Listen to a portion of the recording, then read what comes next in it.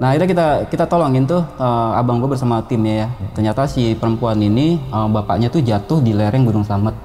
Sama dia juga jatuh kan di keningnya itu berdarah juga kan.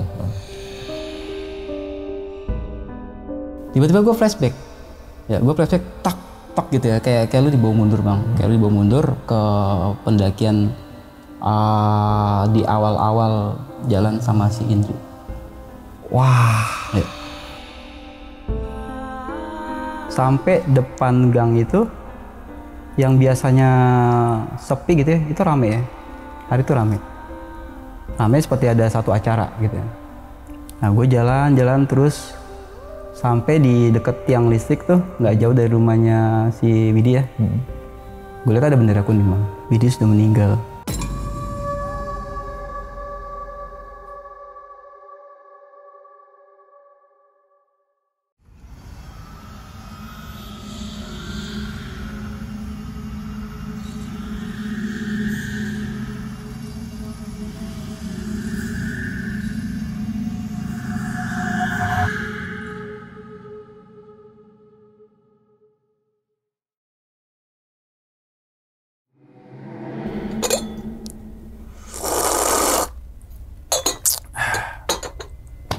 Assalamualaikum warahmatullahi wabarakatuh. Kembali lagi bersama gue Sumar Adi Wijaya atau biasa dipanggil Umang dalam segmen Ngopi Horor. Ya teman-teman semua, pada video kali ini nih atau pada kesempatan kali ini lagi gue tidak akan membawakan sebuah cerita dan namun menghadirkan narasumber yang tentunya mempunyai pengalaman mistis ataupun pengalaman horor. Nah di samping gue nih udah ada teman lama yang udah beberapa 4 tahun 5 tahun nggak ketemu, yaitu Bang Epe. Waduh. Abang, thank you banyak nih Bang ya. Sama-sama Bang. Udah jauh-jauh datang gitu jauh kan. banget, jauh banget gitu kan.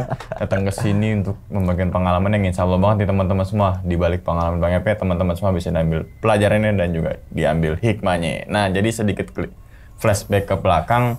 Jadi nggak baru pertama kali kita kenal kayak baru datang kayak gini gitu kan. Dulu sempat 4 tahunan kurang lebih gitu kan. Pernah ketemu juga, pernah ngobrol bareng, tapi di sela-sela kesibukannya jadi kita jarang ketemu tuh Bang ya. Ya tadi Bang Epe sempet di Jawa kesana kemari untuk ada tugas lah Bang ya gitu kan, ada pekerjaan. Oke Bang, pada video kali ini Bang Epe pengen ceritain pasti pendakian gunung dong nih ya kan. Tuh di gunung mana nih Bang? Gak jauh-jauh ya. Iya gak jauh-jauh pasti kalau Bang Epe mah. Gunung mana Bang?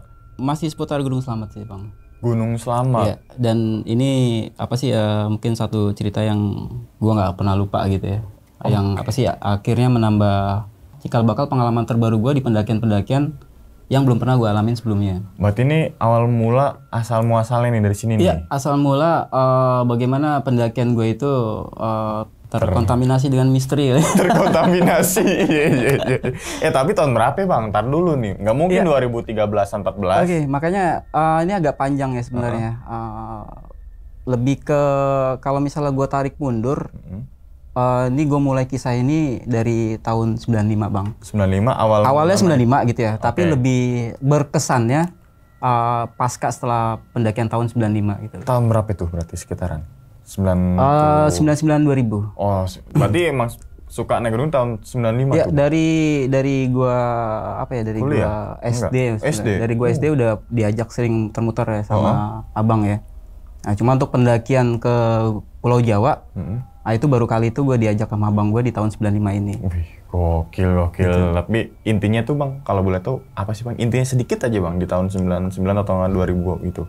Yang tadi gue sampein di awal ya, yang gue berkesan banget, yang akhirnya gue ketemu sama temen sahabat ya, yang akhirnya dari kisah ini pertempuran gue di lapangan tuh udah bareng-bareng sama dia gitu ya. Banyak apa sih yang kisah-kisah yang nggak masuk yang nggak masuk logika gitu ya.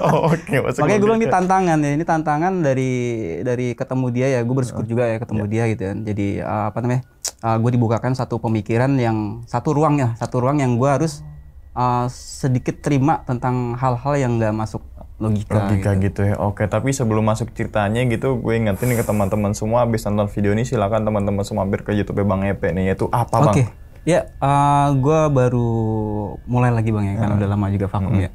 Ya, gue ada satu channel untuk di misteri, cerita-cerita misteri itu anomali ya. Anomali misteri. Yang kedua, gue ada edukasi pendakian itu di Indonesian Hiker Journey. Jadi yang mau cerita misteri ke sana, yang mau pengalaman belajar gitu ya di situ ya. Oke. Mungkin tahan dulu kali Bang ya ceritanya nih Bang. Teman-teman Ngopi Horor udah pada penasaran nih tentang cerita atau pengalaman ya dari Bang Epe ini. Dan tanpa berlama-lama lagi kita langsung masuk aja ke dalam ceritanya. Ngopi Horor segera dimulai. Ini gue boleh minum juga nih? Minum Bang, minum. Kita seruput bareng-bareng. Udah bunyi lagi ya kan. Langsung sikat.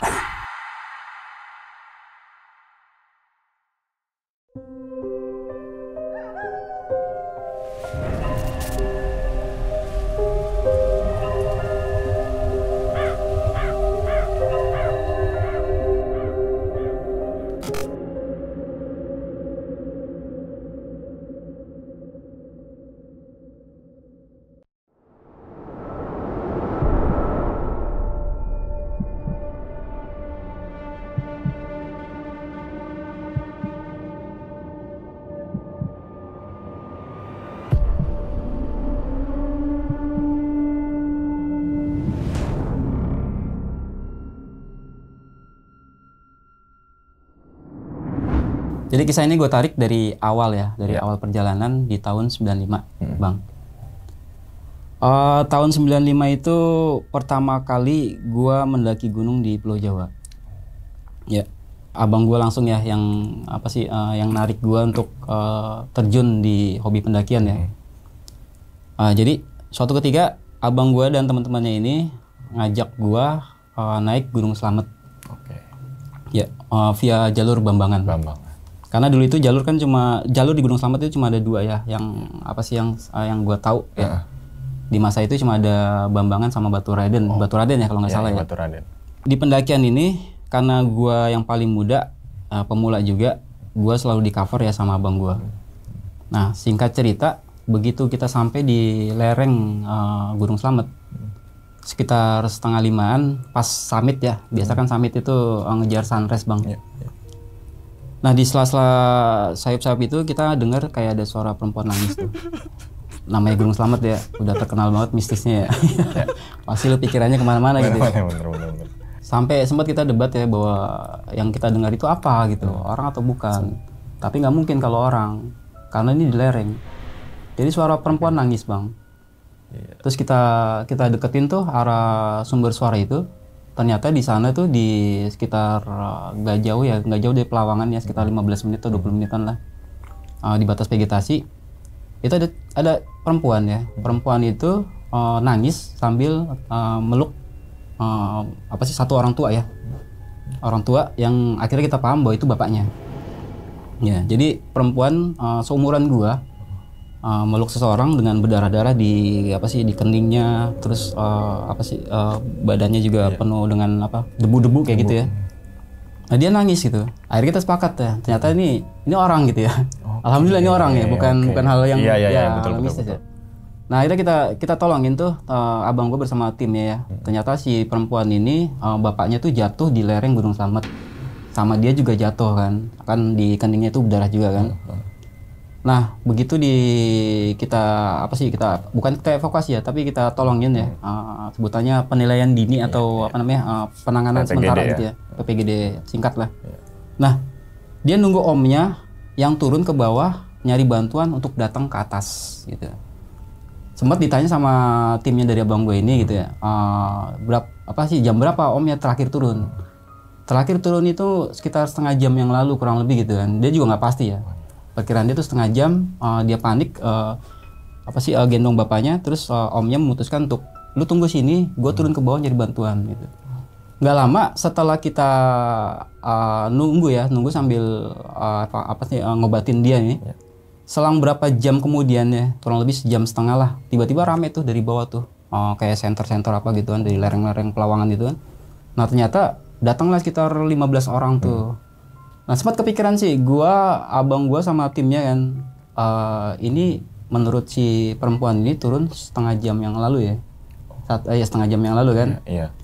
Tiba-tiba kok langsung naik gitu kan, langsung naik dengan orang sebanyak itu ya, orang kampung ya. Sementara waktu kita pendakian itu kita nggak nemuin yang naik dan yang turun, gitu. Itu yang masih belum terpecahkan sebenarnya misterinya ya. Tapi karena situasinya urgent, ya kita nggak pikirin itu kan. Nah alhasil datanglah orang kampung itu, kemudian evakuasi si bapaknya ini kan. Nah sempat omnya say thank you sama kita orang kan, terus dia bilang nanti kalau turun sempetin main ke tempat mereka gitu kan. Ternyata mereka tuh tinggal di Purwokerto. Oh dekat ya. Tapi kan ngobrolnya sama abang gue dan timnya. Pada waktu itu kan gue yang paling muda ya, gue cuma ngedengerin apa mereka pada ini kan. Nah singkat cerita selesai ya, 95 itu selesai, kita tetap summit ya, kita nggak ikut evakuasi ke bawah ya. Cuma gue nggak tahu ya pada waktu itu apakah abang gue dan timnya itu sempat main ke Purwokerto atau enggak gitu ya. Sementara kan yang gue tahu setelah kejadian itu kita pulang nih. Kita pulang ke rumah gitu. Sekitar 3 tahun kemudian ya, setelah peristiwa itu, gue ngejalanin rutinitas biasa gitu ya, gue naik gunung kemana segala macam ya. Nah pada saat gue masuk kampus, di sela-sela orientasi mahasiswa itu, gue anak teknik bang ya, gue anak teknik ya. Gue anak teknik ya. Satu kelas itu gue 72 orang, 3 orang pribumi, 1 orang muslim ya. Lu tahu ya berarti yang muslim siapa itu? Iya. Itu pakai 3 orang pribumi, berarti sisanya itu teman-teman gue Cina sih. Jadi banyak kan teman gue Cina semua. Nah singkat cerita setelah kita di orientasi mahasiswa itu, kan kita berkumpul nih sambil nungguin senior yang datang ya. Nah gue favorit gue gitu ya, kalau misal lagi berkumpul kan gue suka cerita ya. Nah gue ceritain tuh, gue punya pengalaman nih gitu. Dulu waktu tahun 95 gue pertama kali naik gunung ya, gue ketemu cewek tuh, kita tolongin nih bareng-bareng nih. Nah singkat cerita begitu gue cerita gitu, ada 2 orang perempuan di kelas gue tuh. Nah salah satunya tuh bilang, Gus, itu tim kamu yang dulu itu gitu. Gue masih agak kaget kan. Iya emang kenapa gitu? Lu tahu nggak? Itu yang lu tolongin tuh gue tadi. Akhirnya qadarullah gue ketemu di situ gitu ya.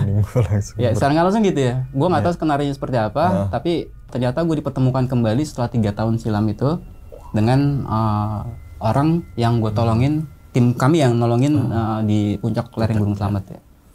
Jadi namanya Indri bang. Namanya Indri, dia tinggal di Purwokerto. Begitu kita ngobrol kan ternyata yang hobi mendaki gunung ini nggak cuma kita doang gitu ya. Ternyata ada beberapa kawan juga yang lain yang hobi naik gunung, terus kita cita-cita. Nah kita sepakat nih setelah orientasi mahasiswa selesai, mungkin di semester akhir ya, setelah final kita mau naik gunung gitu ya. Mau naik gunung, gue nostalgia ya, gue cerita masih Indri ya. Ya udah kalau gitu kita kebalik lagi aja ke tempat pertemuan kita pertama kali dulu gitu ya. Gunung Slamet lagi. Gunung Slamet. Dan akhirnya si Indri juga yang dia bilang ya udah kita Gunung Slamet aja. Gitu. Karena dia tuh tinggal di Purwokerto dan dia anak seorang pemburu hutan. Ya. Jadi emang Gunung Slamet itu udah kawasan dia gitu ya. Yang kita bilang kalau misalnya naik gunung sama Indri ke Gunung Slamet dia tutup mata gitu. Iya juga ya. Dia cerita kan kalau dia setiap bapaknya ini dan omnya ini berburu gitu ya, itu selalu diajak sama Indri.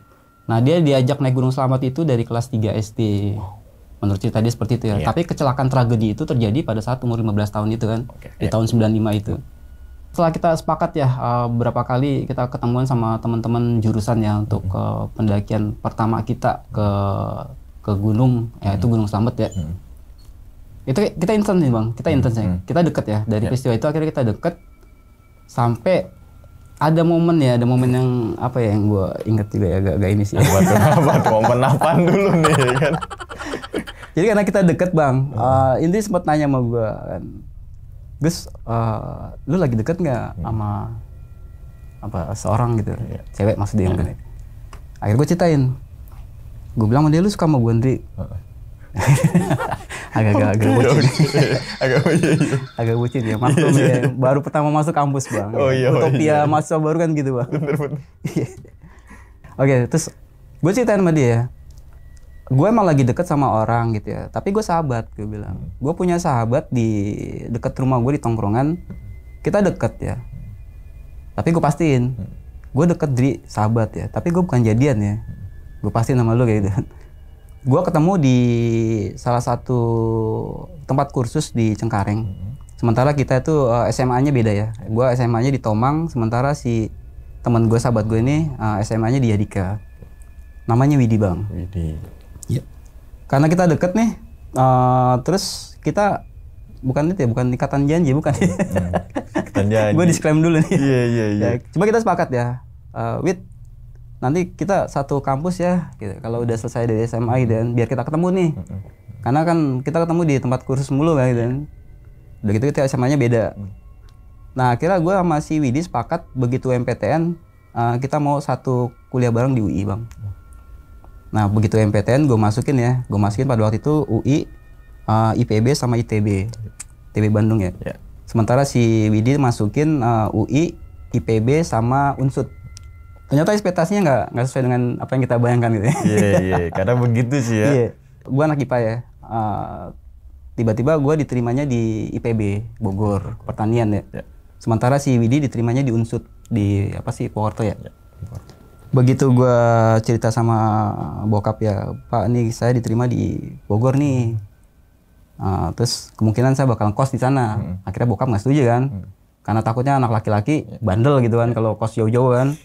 Gitu. Akhirnya sepakat, kakak gue juga ngasih referensi, yaudah lo ke Binus aja gitu kan, ke Kemanggisan. Akhirnya yaudah gue bilang sama si Widi gitu, Wid sorry gue juga nggak bisa kuliah di Bogor gitu kan. Lu juga ke Unsud kan, jauh kita nggak akan ketemu gitu kan. Cuma gue minta untuk dia sama juga sama gue, kenapa nggak lu masuk Binus juga gitu, biar kita ketemu juga nih di kampus yang sama gitu. Tapi lagi-lagi orang tuanya kan nggak mau kan, dia pengennya negeri ya. Apalagi Unsud bro. Unsud, iya. Terus Sudirman ya. Sudirman. Singkat cerita si Widi itu ke Unsud, gue ke Kemanggisan ya, ke Binus ya. Nah tapi kalau dari luar di situ, akhirnya gue ketemu dengan Indri kan. Gue ceritain itu sama si Indri ya. Terus ditanya lagi kan, lu masih terhubung sama dia? Gue bilang masih.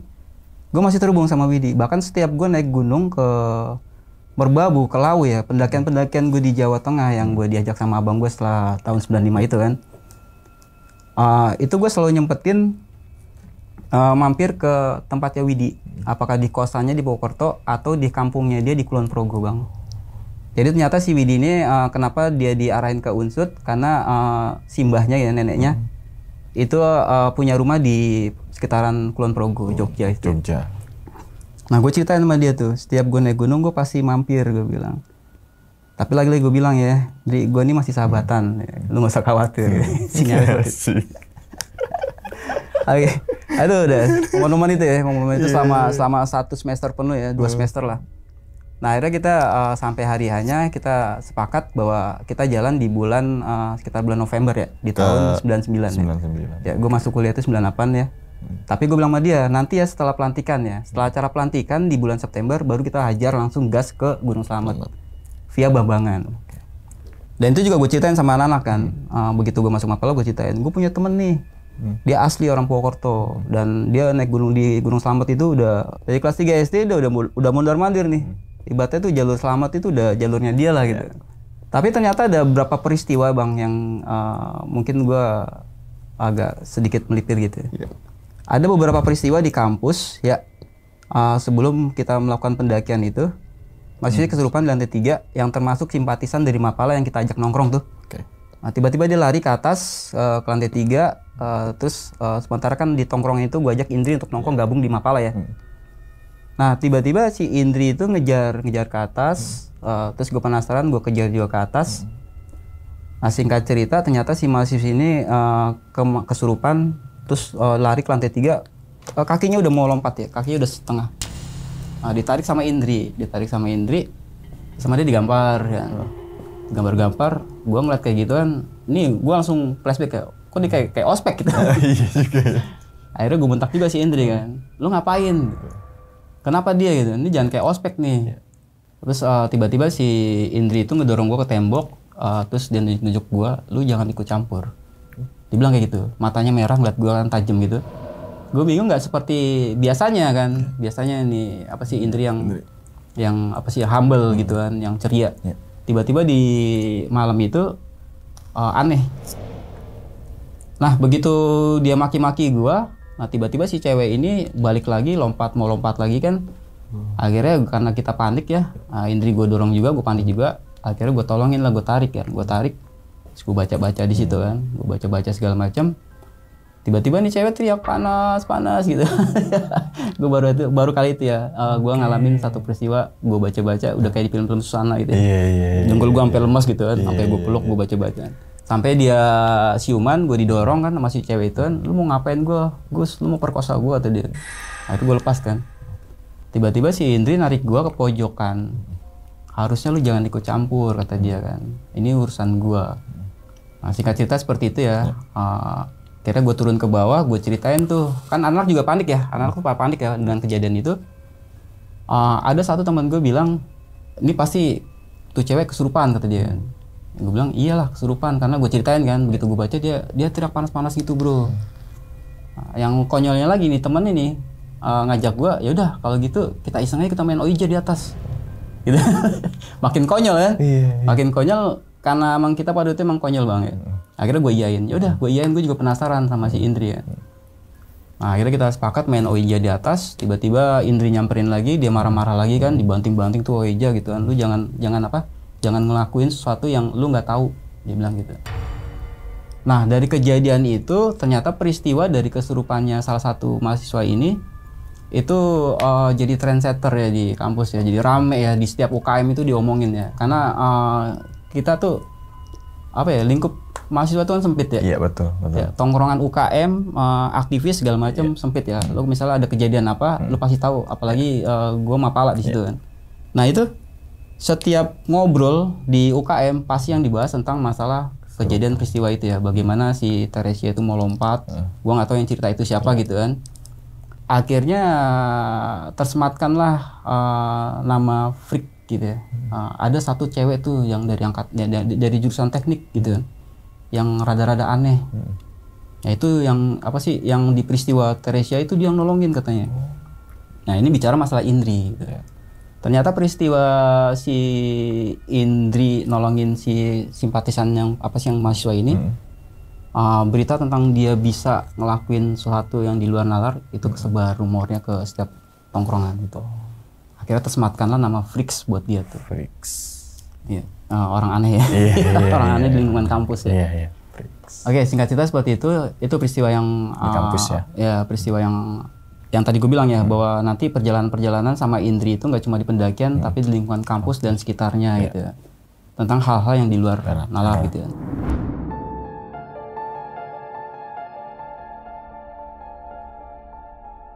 Nah setelah itu berlalu, akhirnya kita sepakat ya naik gunung selamat via Bambangan di bulan November ya.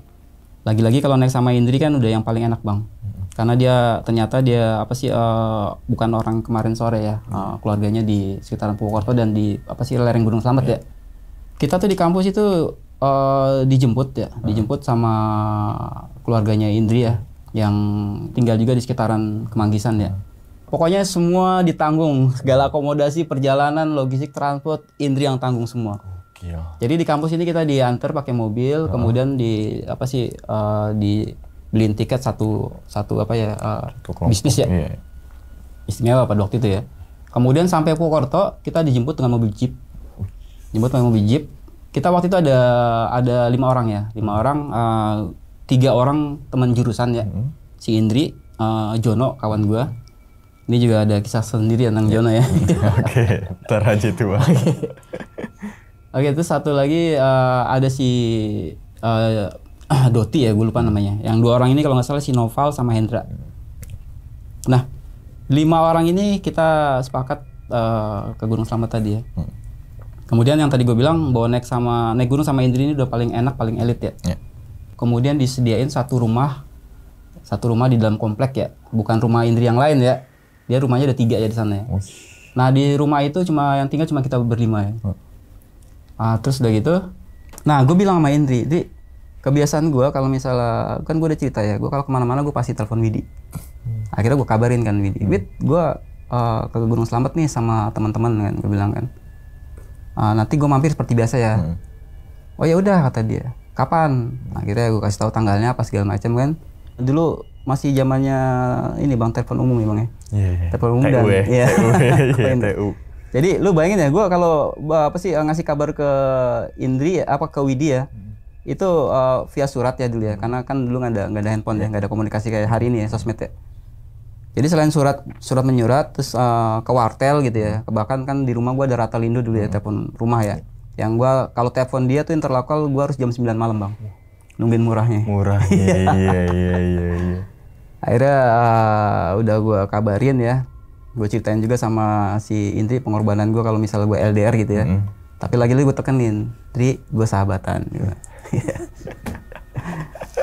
Oke, tibalah hari H ya. Hari H kita naik itu di hari apa Senin ya kalau nggak salah ya. Soalnya kita ngindarin weekend ya. Dulu juga kita seperti itu ya. Walaupun pada waktu itu Gunung Slamet tuh nggak selama ini ya, nggak seramai ini gitu. Nah kita diantar tuh sama apa sih tim dari orang tuanya si Indri ya. Sementara kita juga di cover sama 2 orang ranger guide ya, bawaan dari bapaknya kan, bapaknya pemburu ya. Ada namanya Mas Gotam sama Mas Guto. Nah ini ranger yang biasanya kalau misalnya mereka naik gunung, ranger-ranger ini yang dampingin ya. Ada yang unik sih sebenarnya di ranger ini ya. Di PDL-nya itu gambarnya karabiner sama daun ganja bang. Karabiner sama daun ganja. Logonya gitu ya? Logonya begitu ya. Namanya Kanpala ya, Kancane Pencinta Alam. Ada sedikit debat gue sama dia, kenapa sih lu mesti Kancane? Kenapa lu nggak pencinta alam aja gitu ya? Gak mau, terlalu berat untuk menyanding nama pecinta alam gitu. Menurut mereka seperti itu ya. Makanya mereka sematin depannya tuh ada Kancane, temannya pecinta alam. Karena untuk menjadi seorang pecinta alam itu berat gitu kan. Gue kena sentil juga pada waktu itu kan, gue anak Mapala gitu. Iya juga ya. Akhirnya singkat cerita kita mulai pendakian ya di hari Senin ya. Seperti biasa kan, gue sempetin untuk kabarin juga kan sebelum berangkat. Jadi besok gue mau berangkat nih, Wid gue besok mau berangkat nih. Ya lu tunggu ya, doain gue supaya selamat ya, biar kita turun kita ketemu lagi nih. Akhirnya sampai di base camp ya Gunung Slamet itu nggak seperti hari ini ya. Hari ini kan lu simaksi apa segala macam. Kalau dulu itu kita cuma ngisi buku tamu. Yang dulu yang punya itu kita sebutnya apa ya? Kuncen ya waktu itu ya. Kepala desa yang kalau misalnya naik gunung ya, kita harus izin sama dia. Kalau dia bilang oke, kita naik bang. Kalau dia bilang enggak, jangan.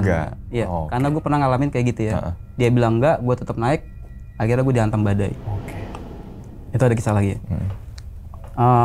Akhirnya singkat cerita, setelah kita izin sama kepala desa ini, kita start jam 8 pagi.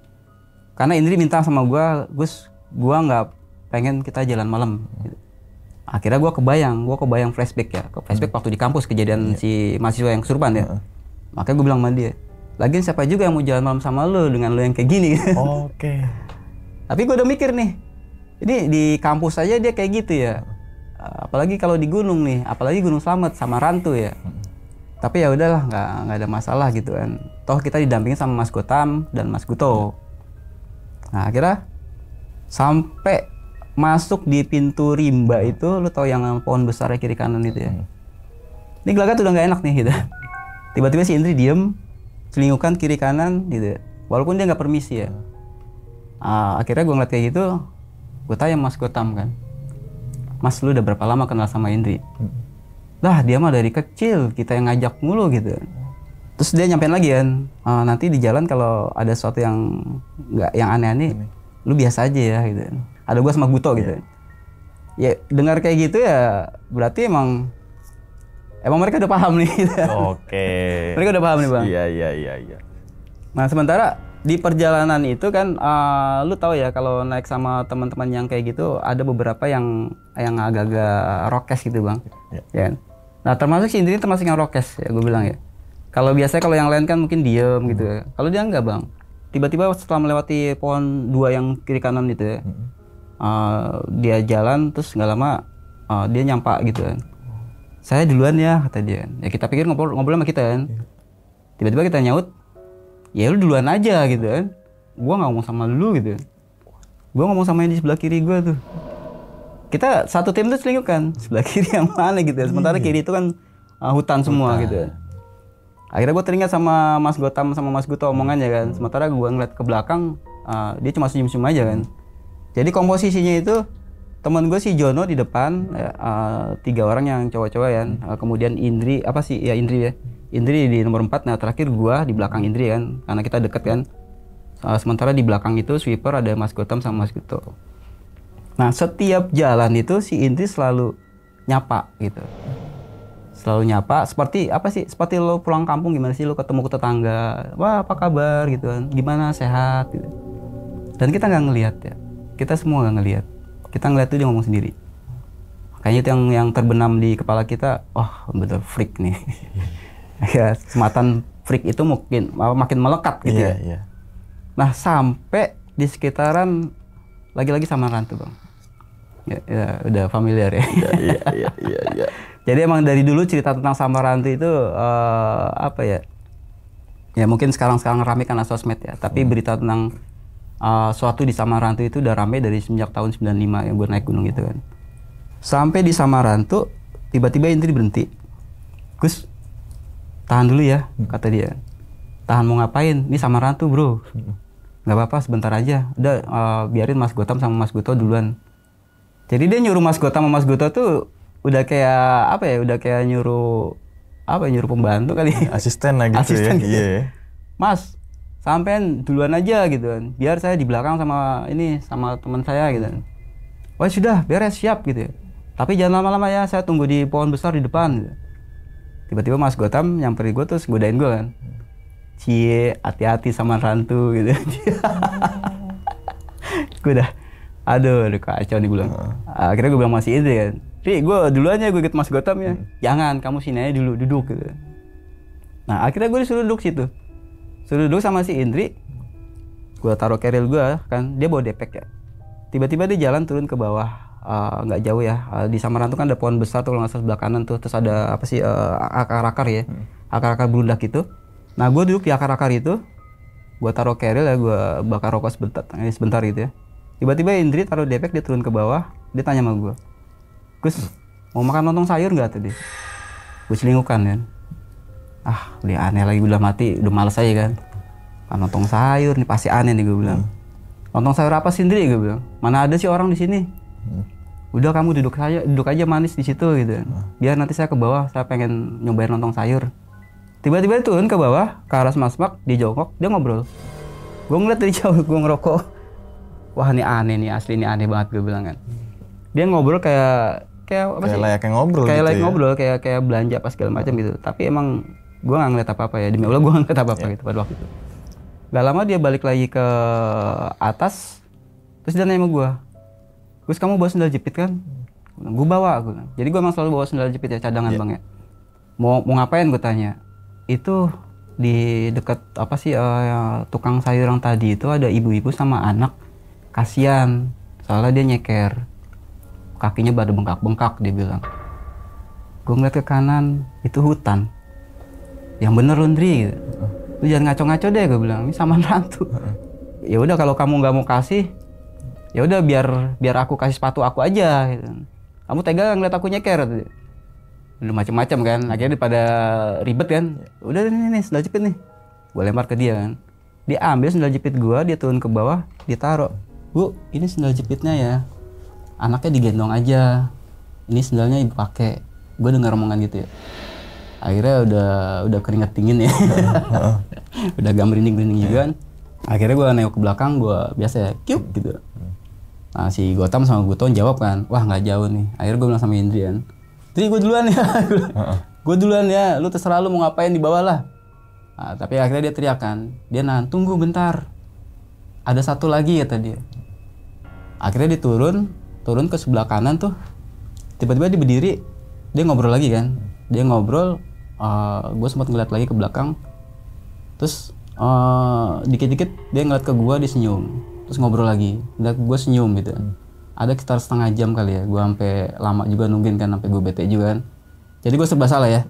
Gue mau nyusul si Gotam sama Guto kagak enak juga gitu kan. Sementara gue mau stay di situ, situasinya nggak bagus kan. Gue merinding juga kan. Nah setelah setengah jam lewat ya, abis dia ngobrol itu, tiba-tiba dia naik ke atas. Ya udah, ayo kita jalan kata dia. Udah mati, alhamdulillah. Akhirnya jalan juga gitu. Iya. Nah, jalan berdua sama dia tuh. Tiba-tiba deketin gua, dia bilang, Gus, sosok yang tadi itu, yang terakhir, itu sepertinya bukan dari sini, dia bilang. Terus dia nitip salam sama kamu. Gue bilang, lu ngaco aja lu, apa-apaan sih, gue bilang. Nitip salam sama gua. Nggak jelas, gue bilang kan. Iya, kamu mau salam balik gak? Akhirnya gue cuekin kan. Selalu mau ngomong apa, selalu mau baca apa, selalu. Udah kita jalan. Terus jalan terus di belakang lagi-lagi dia bilang, Gus, dia tuh nitip salam sama kamu. Kamu salam balik lah kata dia kan. Udah ntar aja di atas udah nyampe dulu nih karena udah mau apa sih udah capek juga gitu kan. Kalau kelamaan di situ juga nggak nyampe-nyampe kan. Akhirnya singkat cerita si Indri itu gue suruh duluan, ketemulah Mas Gotam sama Mas Guto ya di pohon itu. Seperti biasa ya dia senyum-senyum DJ gitu. Oke. Kan gue bilang apa kata dia kan, kata Mas Gotam kan. Lu nanti juga terbiasa gitu. Kita mau udah biasa kata dia. Ya udah. Akhirnya jalan sampailah kita di mata air, Bang. Nah, sampai di mata air itu kita stay itu, kita camp.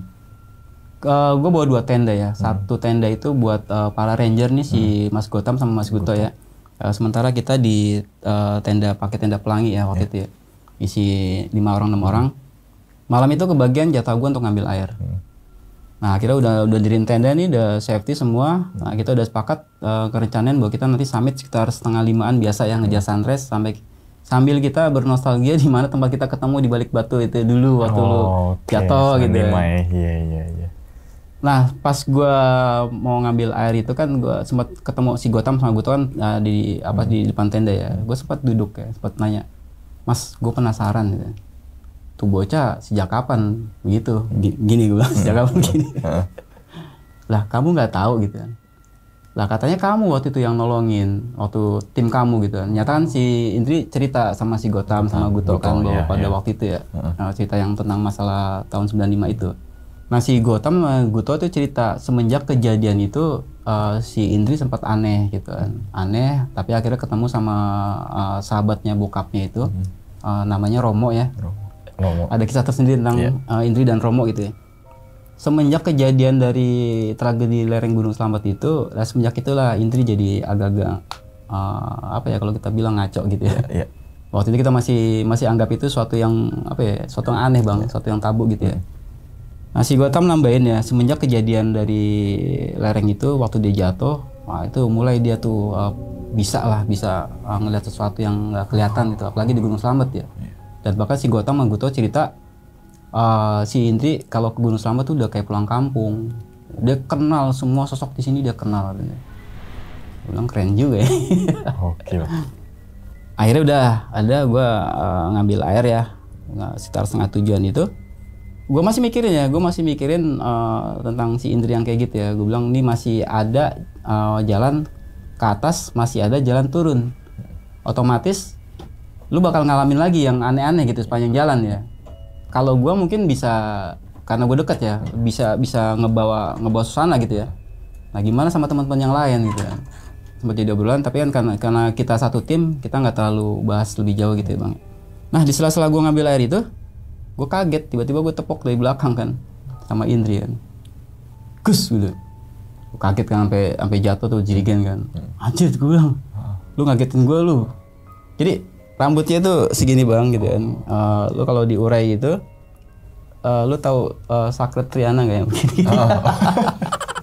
Modelnya kayak gitu Bang. Kayak gue kalau inget itu gue inget Indri gitu. Indri, iya. Dia kalau di gunung itu emang kadang-kadang apa ya nggak ada filternya gitu. Kadang-kadang suka iseng nggak tahu apa gitu. Tiba-tiba dia manggil Gus, terus dia diem gini. Kamu ngapain gitu? Gue nggak tahu apakah dia coba ngagetin atau emang seperti itu gitu ya. Karena baru berapa semester kan gue kenal kan. Akhirnya dia bilang, saya mau ngobrol sama kamu sebentar gitu kan. Ya udah, ntar aja gue bilang di bawah, jangan di sini kan. Emang mau ngomong apaan gitu? Ada yang pengen aku sampein sama kamu gitu. Jadi emang ini bahasa gue ya. Kalau dia biasanya pakainya aku gitu. Ada yang pengen aku sampein sama kamu gitu ya. Penting nggak? Gue bilang. Penting nggak kata dia. sempat gue cengin kan, lu mau nembak gue ya? Gue cengin gitu. Lagian gak ada yang mau sama lu, Ndri, beneran gak ada yang mau sama lu gitu. Gitu udah kita sahabatan aja, gue tegasin gitu kan. Siapa sih yang mau sama lu yang aneh-aneh kayak gitu? Sempat gue cengin kayak gitu frontal ya. Enggak, bukan itu kata dia, bukan itu. Jadi dia nge-flashback yang di Samarrantu, yang dia bilang selama dia naik gunung di Samarrantu itu, semua sosok yang ditemuin sepanjang jalur tuh dia kenal. Dari mana lah, dari hutan mana gitu kan. Tapi ada sosok yang sebelah kanan yang terakhir yang dia bilang dia nggak kenal sosok ini tuh, dia ngerasa asing. Tapi justru malah tuh sosok kenal kamu gitu kan. Makanya dia ngirim salam sama kamu kan. Gue bilang, ya lu lagi aneh-aneh yang kayak gituan, lu ajak ngobrol kan. Udah gitu pakai salam-salaman nggak jelas gitu. Ya udah salam balik lah, gue bilang. Udah salam balik lah. Selesai ya perkara ya. Terus gue pikir lu mau nembak gue udah seneng aja gitu. Ternyata lu mau ngomongin begini. Akhirnya gue bilang ya udah, gue salam balik, kelar ya. Udah lu gak usah bahas lagi ya, gue udah males bahas gitu kan. Lu jangan aneh-aneh di sini, gak enak juga sama yang lain kan. Kalau yang naik gua sama Mas Gotam sama Mas Goto mungkin sama Jono lah gitu kan. Ya kita udah paham lah lu kayak gimana. Tapi ya jangan sama anak udah biasa aja, jangan terlalu inilah. Dia bilang, ya, gua nggak bisa kayak gitu, aku nggak bisa gitu kan. Emang udah bawaannya kayak gitu kan. Dia apa sih disclaimer seperti itu ya. Nah akhirnya berapa kali dia mau bahas ya. Tapi ngeyel gue ya, gue emang nggak mau ngebahas ini di gunung, nggak usah, lu jangan ngebahas yang kayak gitu-gitu ya. Makanya dalam sistem pendakian itu ada suatu hal yang misalnya lu ketemu sama teman-teman yang seperti ini ya, mungkin kalau dalam satu tim itu ya, kalau bisa dipisahkan sama teman satu pendakian gitu bang, karena nggak cuma kita doang yang naik gunung ya, jadi mungkin bisa nyerang psikologis teman yang lain kan. Jadinya kalau udah parno dengan hal kayak gitu, pendakian jadi nggak sehat kan. Timbulnya jadi lu nggak fokus, halusinasi, kemudian terjadi kecelakaan di gunung hutan gitu ya. Makanya saran gue kalau misalnya ketemu sama pendakian seperti itu, jauhkan dari tim gitu kan. Singkat cerita seperti itu ya. Nah akhirnya beberapa kali juga gue kondisiin ya supaya si Indri nggak ngebanyol tentang hal itu ya.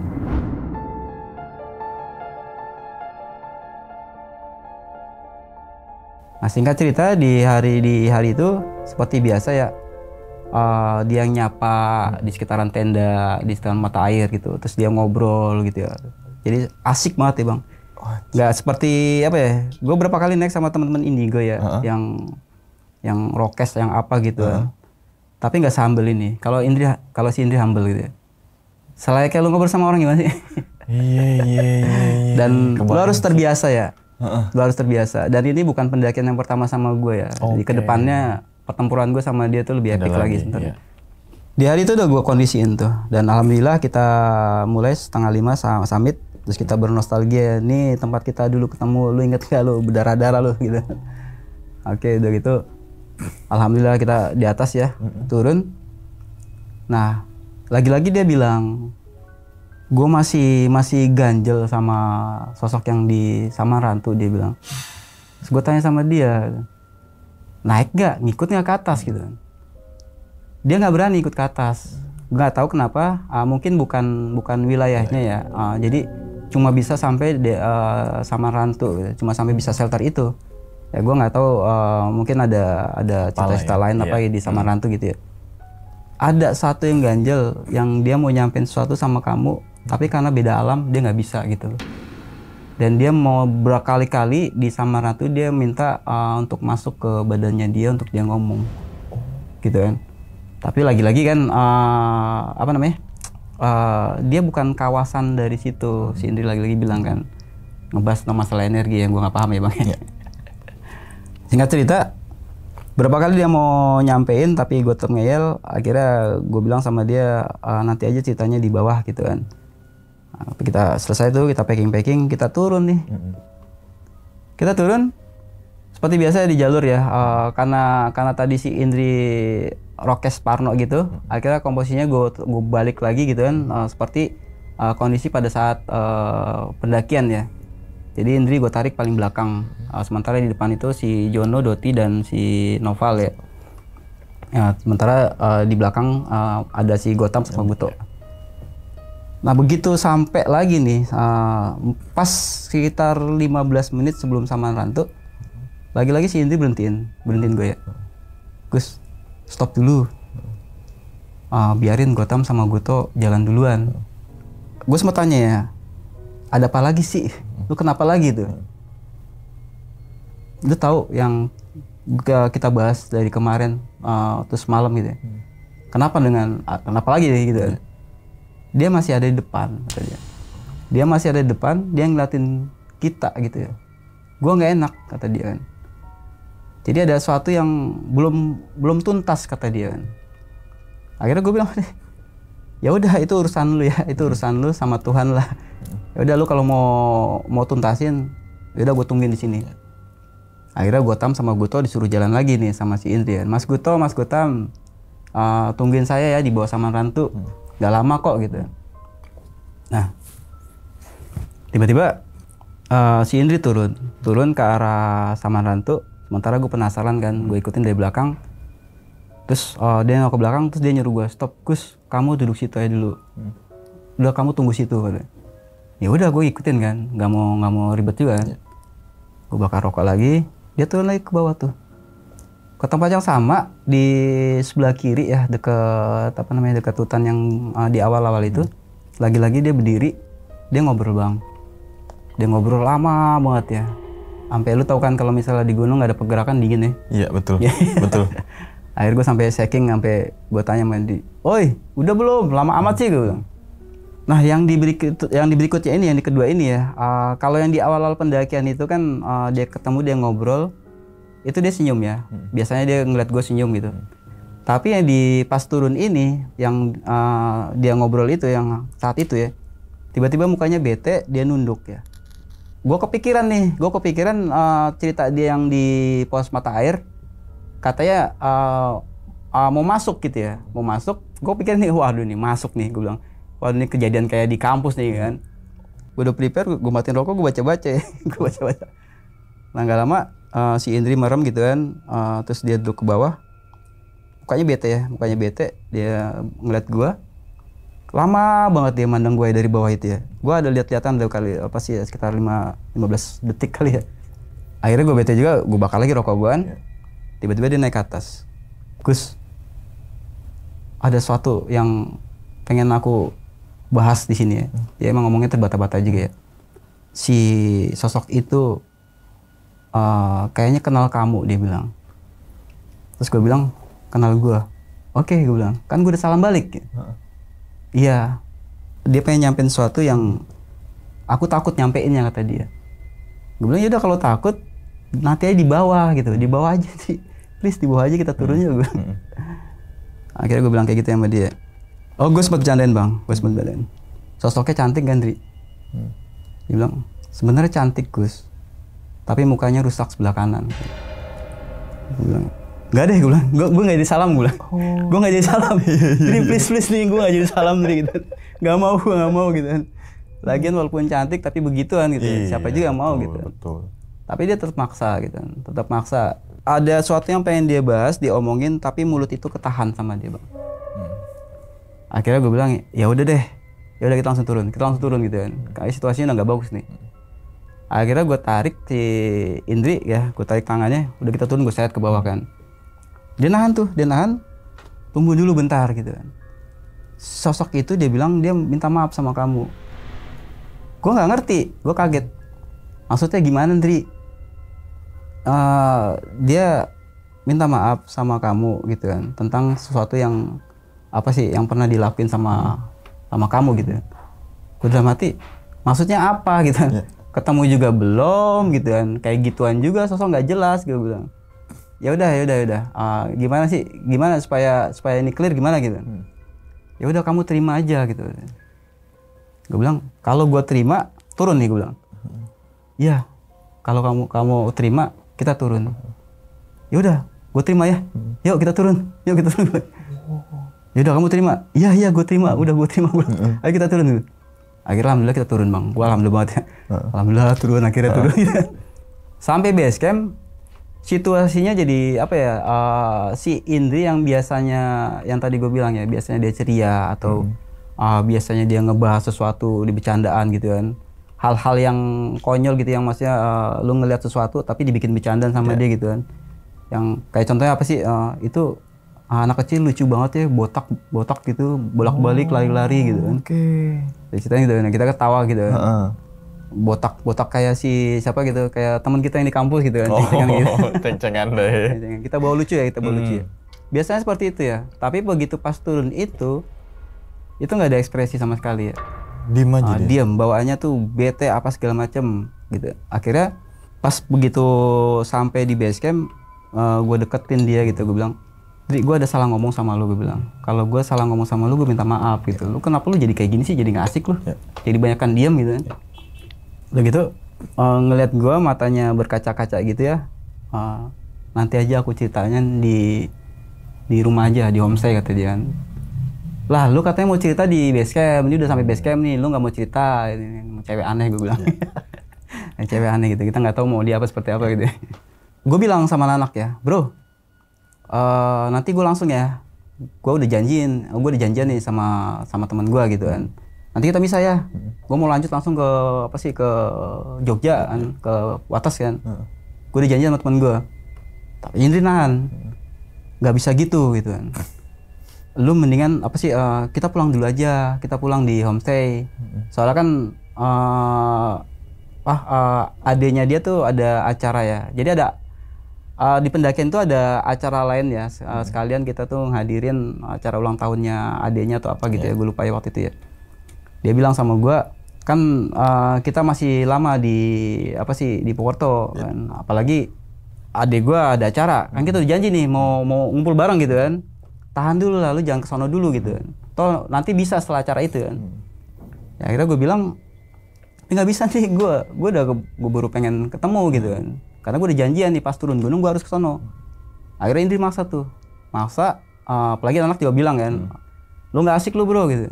Kan kita udah janjian nih, kalau misalnya turun gunung kita mau langsung main biliar gitu.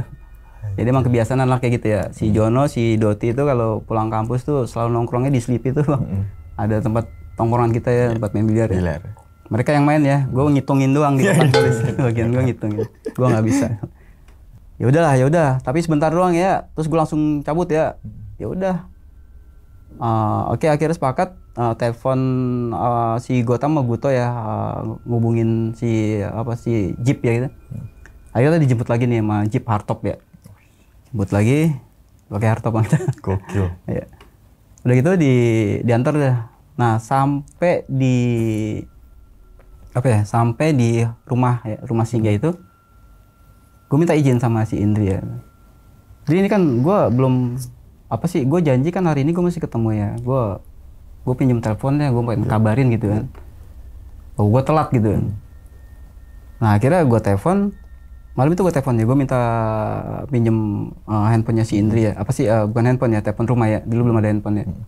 Kalau si Indri punya telepon satelit ya, dia ada. Asli keren banget ya. Nah gue telepon tuh nggak diangkat-angkat ya. Berapa kali gue telepon nggak diangkat-angkat. Si Indri nyamperin gue, ya udah kalau nggak diangkat-angkat, ya udah nanti aja biarin gitu kan. Mungkin lagi sibuk atau apa. Toh nanti juga ketemu kata dia kan. Udah gue ngikutin. Ya udah. Nah akhirnya singkat cerita, habis ngadirin ulang tahunnya nggak lama, gue bilang lagi sama dia, udah ya, udah gue penuhin nih gitu kan. Udah ketemu gitu. Anak-anak udahlah bodo amat tuh main biliar segala macam, gue nggak ikutan ya, gue langsung cabut ya. Akhirnya pagi itu gue cabut. Gue izin sama Indri, gue naik bis ya, sampai tempatnya Indri ya, tempatnya Widi di Kulon Progo.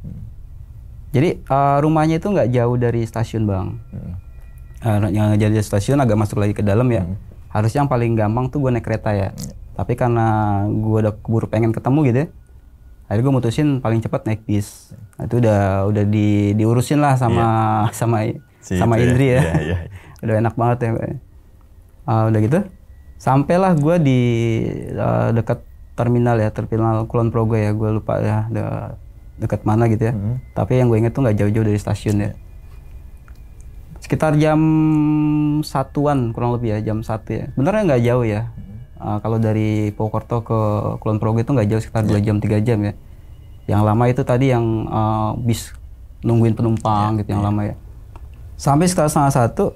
Jadi rumahnya itu kan nggak jauh dari stasiun bang. Tempat itu sepi bang.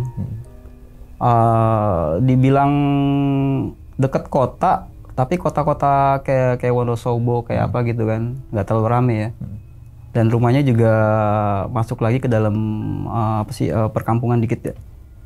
Nah, gue jalan tuh dari pas turun sampai depan gang itu yang biasanya sepi gitu ya, itu rame ya. Hari itu rame. Rame seperti ada satu acara gitu ya. Nah, gue jalan terus sampai di deket tiang listrik tuh, nggak jauh dari rumahnya si Widi ya.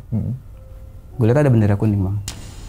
Gue berpikir dalam hati, wah baru ada yang meninggal nih. Akhirnya gue jalan pelan-pelan. Di depan rumahnya Widi ya, depannya rumah Widi, ternyata ada bangku-bangku, kursi-kursi gitu kan. Gue bilang ada acara nih, pantesan aja diteleponin gak diangkat-angkat kan. Gue jalan-jalan, tapi kok aneh gitu ya. Di depan rumah itu ada lagi bendera kuning. Sebangku-bangku gitu kan, bangku-bangku kayak orang hajatan gitu kan. Gue jalan pelan-pelan, gue deketin. Gue kenal, ada satu yang gue kenal, neneknya. Neneknya itu lagi beresin bangku atau meja yang tempat air mineral gitu ya.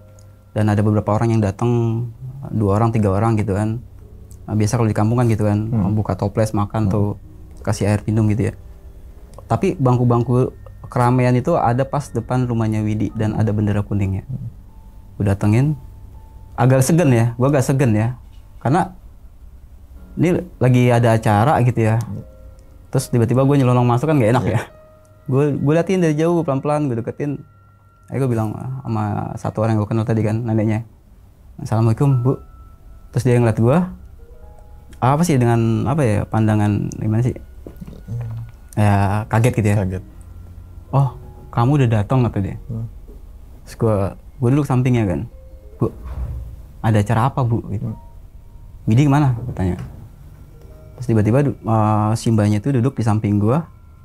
Terus kayak tangannya kayak bergetar gitu ya. Kayak bergetar gitu.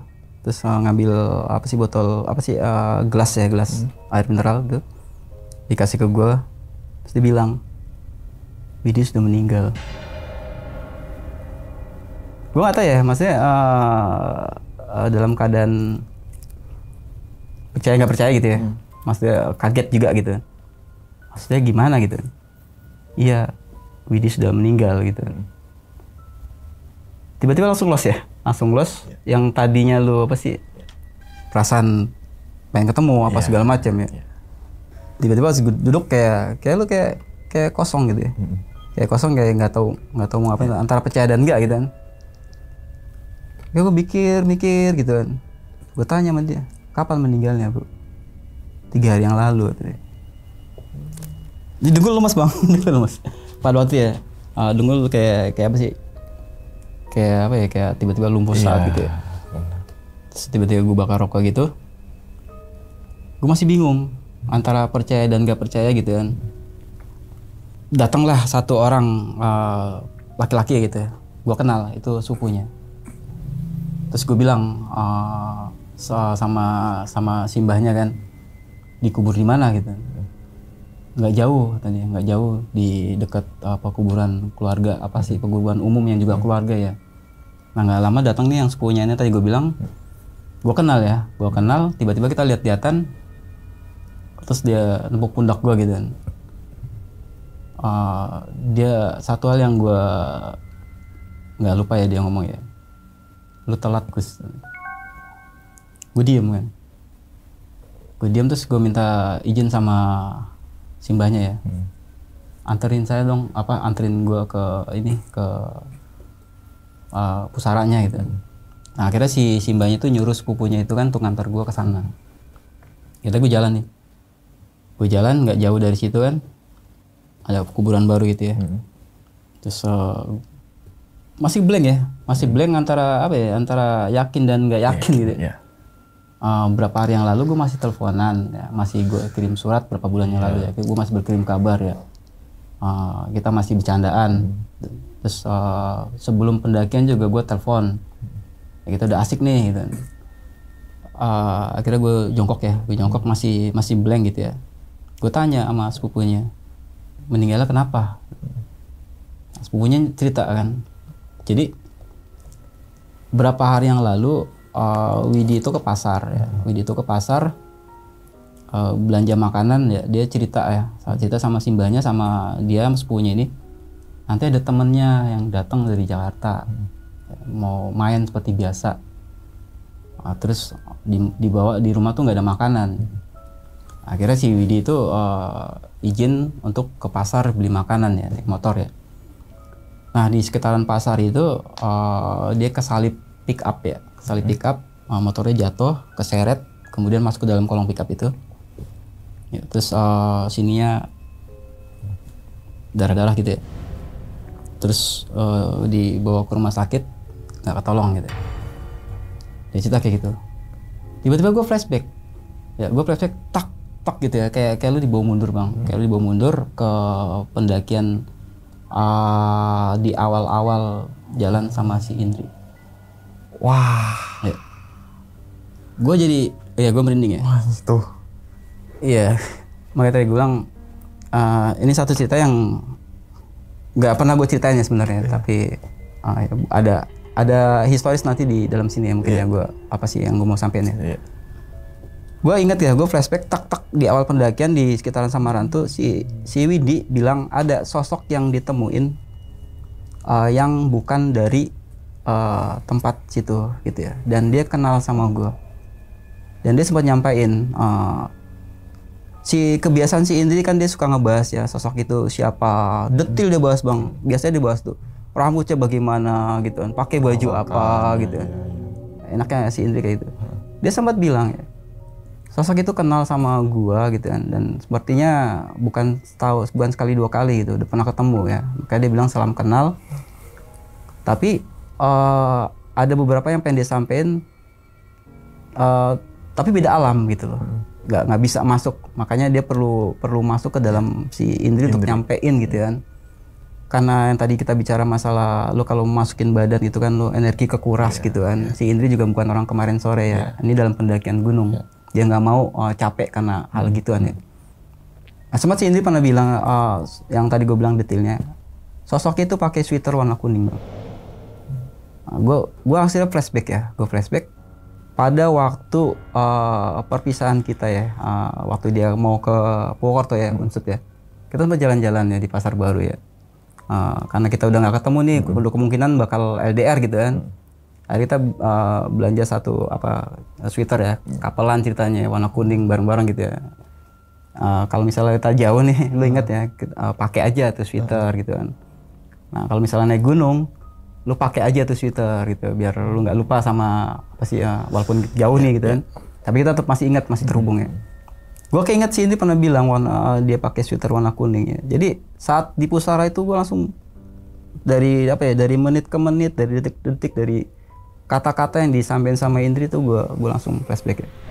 Terakhir begitu saat turun, yang dia bilang mau minta maaf gitu ya. Mau minta maaf, dan yang sempat yang gue bercandain, cantik gak? Cantik, tapi mukanya rusak sebelah kanan. Tiba-tiba gue langsung inget cerita si sepupunya itu yang dia jatuh, keseret, mukanya hancur sebelah kanan gitu. Gue bete ya, waktu itu gue bete banget ya. Lama gue di situ sampai ditegur sama sepupunya. Gus, udah ya, sabar gitu ya. Sampai gue dipeluk nih. Udah kita balik yuk, udah kelamaan gitu kan, udah mendung juga gitu. Akhirnya balik ke tempat, ke rumahnya lagi. Ketemu sama simbahnya nih, simbahnya tuh natap gua gitu kan. Kayak gimana sih, kayak tatapan kasihan tuh gitu. Yeah. Gue juga bete, males juga ya. Yeah. Males juga ngeliatnya. Tapi ya udah, gue duduk sebentar, gue tanya bapak sama ibu mana gitu kan. Bapak sama ibu lagi mungkin ibunya terbeban atau gimana ya, nggak kelihatan di situ juga ya. Lagi di tempat saudara katanya kan. Lagi tempat saudara untuk nyiapin 7 harian atau 10 harian gitu kan kalau di kampung gitu ya. Dulu waktu itu down banget di situ ya. Gue pengen cabut, pengen balik. Satu hal yang pengen gue temuin adalah Indri. Akhirnya nggak lama gue ya udah kalau bapak sama ibu nggak ada, ya udah saya langsung ya. Saya izin pamit ya. Sebenarnya saya mau lama di sini, cuma ya dia ngangguk doang, Simbanya ngangguk. Ya udah. Yang penting kamu sabar tuh. Ya udah, akhirnya hari itu sekitar jam 4 sore, jam 5-an ya, gue mutusin untuk balik ya. Balik yang ada di kepala gue adalah gue harus ketemu sama si Indri ya. Gue balik sampai di homestay ya, sekitar jam 9:30, 10-an ya. Baru gue sampai pagar, Indri udah berdiri ya. Indri udah berdiri di depan pagar ya. Lu tau bang, kayak orang tuh yang tahu bakal kejadian apa di apa ya. Oke, kebayang. Ya, tiba-tiba gue datang ya, sambil natap gue. Terus begitu gue masuk gitu ya, nggak ada ekspresi tuh. Kita lama gitu, tatap-tatapan gitu ya. Tatap-tatapan, tiba-tiba di matanya merah, terus keluar air mata gitu kan, nangis. Terus meluk gue, nangis nih. Terus akhirnya dia gandeng gue ke depan rumahnya. Terus kita duduk nih. Sementara anak-anak kan lagi dalam, mungkin lagi nonton lagi apa ya. Akhirnya gue duduk di depan di ruang tamu tuh. Sempat kita diem-dieman nih. Gue ngerokok, Indri juga ngerokok ya. Dia ngerokok, terus dia bilang, sebenarnya aku udah pengen nyampein sama kamu dari kemarin gitu kan. Dan dia juga udah mau kasih tahu kamu, tapi lagi-lagi yang pertama beda alam. Yang kedua kamu nggak peka gitu ya. Kalaupun aku sampein, kamu nggak akan percaya. Gue nggak ada ekspresi tuh, gue diem gitu. Terus dia bilang, makanya dari kemarin tuh aku nahan supaya kamu tuh jangan kesana. Jangan kesana, aku nahan biar settle dulu di sini. Baru mungkin terserah mau di sini mau 5 hari atau mau seminggu gitu kan. Baru kamu kesana gitu. Tapi kamu maksa terus tuh kesana gitu. Ya udah, yang pertama kamu nggak peka, nggak akan percaya. Yang kedua, gue nggak tega kata dia. Aku nggak tega. Udah tuh, tiba-tiba dia nangis lagi. Gue nggak ada ekspresi ya, gue nggak ngomong apa-apa ya pada waktu. Gue cuma duduk diem gitu. Cuma gue bilang, berarti lu udah tahu ya? Udah tahu, dia bilang. Gue udah tahu dari pertama kali dia pas dia lambain itu, dia ngajak gua untuk ngobrol ya. Terus dia ngobrol, dia udah tahu ya. Aku udah tahu pada saat pendakian ya. Karena tadi dia mau nyampein, dia mau masuk ke badan itu untuk menyampaikan bahwa dia minta maaf, dia apa segala macam gitu. Tapi emang karena kamu nggak peka dan ya sudah gitu. Ya udah, akhirnya dia minta maaf sama gue juga minta maaf ya. Ya udah, gue minta maaf sama dia. Ada satu hal yang ini sih yang mungkin nggak bisa diterima akal ya mungkin ya. Tapi kamu nggak usah khawatir. Kalau kamu mau ngobrol, mau ketemu, aku bisa panggil gitu. Kamu bisa kalau kamu rindu, kalau kangen gitu kan. Ya aku bisa masukin ke badan aku supaya kamu ngobrol gitu. Gue nggak nangkep ya maksudnya pada waktu itu ya, karena situasinya lagi down juga kan. Cuma satu hal, ada beberapa peristiwa setelah kejadian itu ya yang gue mungkin teringat ya. Dia juga selalu nanyain ke gue ya. Nah alhasil deketnya kita ke depannya itu ya, dalam arti bukan jadian ya. Sempat ada satu kejadian juga yang dia agak protes ya. Dekatnya kita atau mungkin perjalanan kita itu, dia tuh bukan nganggap gua dia ngomong ke gua gitu ya. Lu bukan nganggap gua teman gitu ya, tapi lu nganggap gua Widi gitu ya. Jadi dekatnya gua selama kejadian itu ke dia tuh karena dia si Widi itu gitu. Nah itu ada cerita lagi selanjutnya gitu bang, tentang perjalanan gue sama si Indri ya. Makanya ini yang ngebuka ruang gitu ya, ngebuka ruang di kepala gue gitu ya. Lu harus ada satu hal yang lu nggak bisa diterima. Nggak bisa buang jauh-jauh. Lu harus terima dulu gitu ya. Terima dulu untuk hal yang seperti itu, masa lalu percaya atau enggak. Iya. nanti belakangan gitu ya. Gitu sih Bang, sampai situ Bang. Oke, minum dulu Bang. Oke. Duh. Di awal merinding, di akhirnya jeger gue.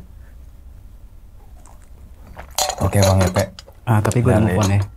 Hari ini kita sambil sharing-sharing ngaji tentang masalah pengalaman Bang Epe dari tahun 95. Ternyata pertama kali naik gunung bersama tuh 95 Bang ya. 95. Yang dimana awal mula atau cikal bakal ketemu sama si Indri. Sama si Indri. Gitu kan. Ini juga apa ya, 1000 banding 0,01 gitu kan. Ketika naik gunung ada peristiwa seperti itu, masuk kampus ospek, lu yang nolongin gua. Wah itu der banget sih. Ya makanya kalau gue ceritain ke teman-teman kan gue nggak tahu skenario Tuhan seperti apa gitu ya. Tiba-tiba gue dipertemukan lagi sama si Indri ini, yang salah satu teman istimewa gue. Sama perjalanan gue di pendakian di era-era awal gue mulai. Iya. Seperti itu Bang. Oke, nah tadi kan dia si Indri ini ternyata nih kita tahu nih kalau bahwasanya yang di peristiwa di 95 itu adalah si Indri nih Bang. Indri kan kayak apa? Gotong siapa tuh? Bapaknya itu jatuh di lereng Gunung Slamet. Tapi dia akhirnya selamat. Itu ya selamat ya. Itu yang misteri yang sampai hari ini gue nggak terpecahkan ya. Walaupun sekarang jalur di Gunung Slamet tuh banyak ya, ada Permadi, ya ada apa sih yang dari Pemalang tuh. Iya gunung. Ya, pada waktu itu yang kita nggak habis pikir ya, kita nggak temuin pendaki naik dan pendaki turun gitu ya. Kemudian si perempuan itu si Indri yang ternyata si Indri ini bilang baru turun setengah jam yang lalu gitu kan. Sementara kalau jalur pendakian Gunung Slamet Bambangan itu 14 jam. Iya. Lewat mana gitu kan. Ya, gua nggak tahu kalau mungkin hari ini jalurnya Permadi atau apa ya. Itu yang hari ini. Papasan juga ya Bang ya? Iya. Gitu ya. Oke. Nah, terus dia naik ke atas dengan 15 orang kampung gitu. Dan itu alhamdulillah selamat lah ya gitu. Singkat cerita selamat, tapi untuk kronologinya yang detailnya belum terpecahkan tuh Bang, masalah yang tadi 15 orang seharusnya dan sebagainya. Oke Bang. Evakuasinya juga seperti apa? Nah, evakuasinya seperti apa gitu. Tapi sempat nanya ke Indri gak proses evakuasi itu seperti apa ketika ospek atau masa perjalanan itu? Kita tahu ada jalur khusus yang cuma diketahuin sama para penduduk lokal. Oke. Yang itu Indri pun nggak mau bahas. Oke, kalau dibuka sini nanti teman-teman pada lewat situ. Nggak boleh, itu jalur evakuasi gitu. Tapi kalau gue tetap pikiran gue tetap simpel gitu ya. Maksudnya dalam arti hari ini kan ada jalur Permadi, jalur Cemoro Sakti gitu ya. Mungkin kalau orang kampung kan kalau naik gunung kan cepet ya. Mungkin dia pakai shortcut jalur-jalur itu yang hari ini jadi buka jadi jalur pendakian. Waktu itu kan kita nggak pernah terpikirkan gitu ya. Hari ini ada jalur-jalur baru yang kayak gitu. Mungkin lewat situ gitu. Jadi makanya nggak papasan dan sebagainya. Ya itu yang bisa gue terima dengan akal sehat. Gitu. Di luar itu ya hanya Indri dan Tuhan yang tahu. Iya betul. Nah Bang, terus kemudian nih Bang. Singkat ceritanya nih, tadi ada kesurupan juga di kampus dan sebagainya. Terus kemudian ternyata Abang punya sahabat namanya Widi gitu kan. Terus kemudian teman istimewa juga namanya si Indri gitu kan. Nah, ada satu hal yang ketika di pos 4 Samaran tuh nih Bang, yang sempet ditawarin mau lontong sayur gak sama si Indri. Iya. Nah, kita mikirnya sekarang, kalau saat itu mungkin apaan sih gitu kan. Tapi kalau sekarang misalnya asumsinya, jadi kayak seakan-akan situ ada yang penjualan dong. Ada yang ada penjualan tapi bukan pasar ya. Ada beberapa kayak misalnya toko kelontong yang biasa gitu atau yang mampir atau segala macam ya. Ibaratnya kalau misalnya cerita tentang Samaran itu nggak habis-habis Bang ya. Di sana ada apa, mungkin ada pemukiman, ada daerah kota apa gaib atau segala macamnya. Itu mungkin gua nggak nyampe juga akal pikiran gua ke sana ya. Tapi satu hal, setelah peristiwa pendakian Gunung Slamet kan kita lanjut lagi yang seperti gue bilang, perjalanan petualangan gue sama Indri dengan hal-hal yang nggak masuk akal itu berlanjut terus selama beberapa tahun ke depan ya. Termasuk yang waktu itu pernah gue ceritain, tragedi Pasar Setan Gunung Sindoro. Bagaimana si Indri itu berjual beli untuk beli daging ya. Sementara yang kita pahamin kalau teman-teman dikasih penglihatan seperti itu ya, lo harus belanja Bang. Aturan mainnya gitu ya. Ini aturan main setempat ya. Kalau lu ketemu pasar setan dan dulu ditawarin, lu harus belanja. Entah gimana caranya gitu ya. Itu yang gue pahamin pada waktu itu ya. Cerita-cerita senior abang gue juga gitu. Sempat kita bercerita tentang masalah pasar setan, kota gaib, hutan labirin gitu ya. Tapi kan namanya lingkungan Mapala itu tabu Bang. Bahkan jadi bulian dan ada sematan fix sendiri buat si Indri ya. kejadian yang pasar setan Gunung Sindoro itu ya lagi-lagi ngebuka pikiran gue ya bahwa ternyata Indri itu transaksi di sana. Cuman kasusnya apa? Ternyata si pedagang itu nggak mau bayar apa yang dipakai sama Indri. Dia mau dibayar ya. Ada di tim itu ada satu teman juga dari dari semester 3 Bunda Mulia ya. Kita dekat ya dari Bunda Mulia, BHK, kita kan dekat kan, BINUS tuh dekat circle-nya seperti itu ya. Nah, ada satu peserta dari Bunda Mulia yang ikut dalam pendakian itu ya. Nah, sementara si pedagang ini nggak mau dibayar sama duitnya si Indri, mau dibayar sama jiwanya Christine, namanya Christine. Itu udah gue pernah ceritain itu. Oke. Nah, itu masih berlanjut tuh cerita itu kan. Masih berlanjut ya. Di luar itu kan ini balik lagi tentang masalah anehnya si Indri setelah kejadian tragedi lereng Gunung Slamet itu. Keluarganya ini udah mulai ngeliat situasinya nggak pas gitu ya buat anak ya. Tapi karena ini Katolik ya, Katolik ya. Dia juga aktif di KMK, keluarga mahasiswa Katolik ya. Ya, gue juga sempat terlibat di dunia mereka gitu. Sempat jadi bagian juga. Tapi gue Islam ya. Iya, jangan ceritain kalau itu. Tapi intinya gue open minded ya. Open minded ya. Jadi berarti kalau teman-teman dari KMK Katolik dari Buddhisme gitu ya. Ngadain suatu acara retreat atau Bible camp ya. Gue pasti turun di sana untuk bantu mereka. Gitu karena gue yang paling mengerti tentang situasi gunung hutan gitu ya. Terus balik lagi yang ke cerita yang tadi, ya banyak banget peristiwa ya. Salah satunya yang apa sih? Yang krusial itu yang kejadian pasar setan Gunung Sindoro itu. Oke, tapi setelah si Indri ini kayak seakan-akan beli lontong sayur, dia ada yang megang sesuatu atau apa gitu bang? Kan nggak jadi ya. Nggak jadi akhirnya ya. Waktu itu kan dia tanya mau, gue nggak mau ya. Iya. Gue nggak mau, nggak lah ngapain gue bilang kan. Ya udah kalau nggak mau ya sudah nggak jadi aku beli gitu. Dan gue nggak tahu kalau misalnya jadi beli mungkin kejadian kayak pasar setan Gunung Sindoro ya. Tapi kan kalau di pasar setan Gunung Sindoro emang ada Christine yang kosong gitu loh. Karena Christine ini sempat kemasukan berapa kali di kampus atau di rumah. Kan dia sempat mau dibawa ke rumah sakit jiwa karena divonis menderita bipolar. Tapi ternyata si Romo, gurunya Indri ya, yang ngarahin Indri bahwa kemampuannya itu bukan berarti lu gila atau lu stres atau apa, tapi kemampuannya lu tuh bisa dimanfaatin untuk nolong teman-teman lu yang ada masalah. Dalam tanda kutip. Iya. Oke. Nah bang, terus kemudian nih bener-bener apa namanya di ending sih tadi tuh bahwasanya saat itu pulang untuk mau menemuin Widi gitu kan. Nah saat itu kan bener-bener kayak sahabat banget bang ya. Terus kemudian ternyata kayak sinkron nih, tiba-tiba otak tuh seketika flashback ke ketika saat di Slamet. Ya, diputar berat gitu kan, tak kayak gimana sih?